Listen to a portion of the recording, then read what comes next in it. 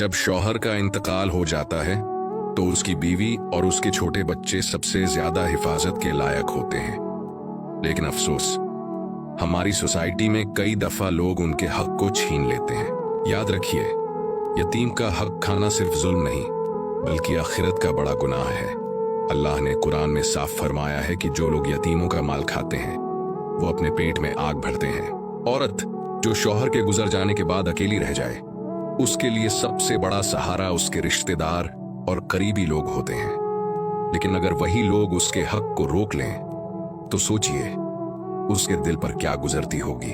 असल मोमिन वही है जो यतीमों के सर पर हाथ रखे, उनका बोझ हल्का करे और उनके लिए आसानियां पैदा करे। ये न सिर्फ इंसानियत है बल्कि अल्लाह की रजा और रहमत हासिल करने का बेहतरीन जरिया है। इसलिए कभी भी एक बेचारी औरत या उसके यतीम बच्चों का हक मत छीनना, क्योंकि उनकी बद्दुआ से बचना मुश्किल है और उनकी दुआ से अल्लाह की रहमत मिलती है। आखिर में बस इतना कहना चाहता हूँ, अगर आप चाहते हैं कि अल्लाह आपके लिए अपने फजल और बरकत के दरवाजे खोल दे तो यतीम का हक अदा कीजिए, उनका ख्याल रखिए, क्योंकि वो अल्लाह के नजदीक सबसे करीब हैं।